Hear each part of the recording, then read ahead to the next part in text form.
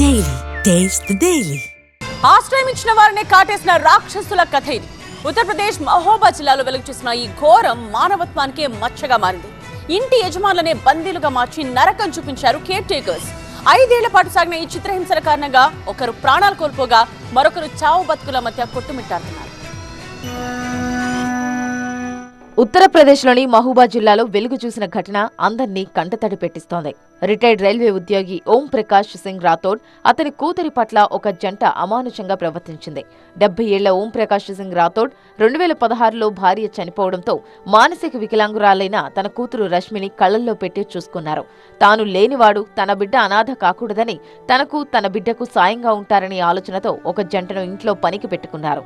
అన్ని విధాలా తోడు నీడుగా ఉంటారని రామ్ ప్రకాష్ కుష్వాహా అతని భార్య రామ్దేవిని నమ్మి ఇంట్లోకి ఆహ్వానించారు. కానీ ఆ నమ్మకమే ఆయన పాలిట మృత్యుపాసమైంది. వారి బలహీనతను ఆసరాగా తీసుకున్న ఆ జంట క్రూరత్వాన్ని బయట పెట్టుకుంది. తండ్రి కూతుళ్లను కింది గదిలో నరకానికి పరిమితం చేసి ఆ దంపతులు పై అంతస్తులో విలాసంగా గడిపారు. యజమానులకు ఆహారం, వైద్య సంరక్షణ లాంటివేవీ పట్టించుకోలేదు. రాను రాను వారికి తిండి, నీళ్లు ఇవ్వకుండా వేధించారు. బంధువులెవరైనా చూడటానికి వస్తే ఓం ప్రకాష్ ఎవరినీ కలవడానికి ఇష్టపడటం లేదు అని చెప్పి వెనక్కి పంపించేవారు. క్రమంగా ఇంటిని పూర్తిగా అధీనంలోకి తీసుకున్నారు. అలా 5 ఏళ్ల పాటు వీరి ఆగడాలు సాగాయి. తీవ్ర అనారోగ్యానికి గురైన ఓం ప్రకాష్ ఆకలికి తాళలేక తన బిడ్డ భవిష్యత్తుపై బెంగతో ప్రాణాలు విడిచారు. విషయం తెలుసుకున్న బంధువులు ఇంటికి వెళ్లగా అక్కడ కనిపించిన దృశ్యాలు చూసి కంగుతిన్నారు. మరణించిన ఓం ప్రకాష్ శరీరం కృషించిపోగా రష్మి ఎముకల గూళ్లా మారి ఓ చీకటి గదిలో ఉంది.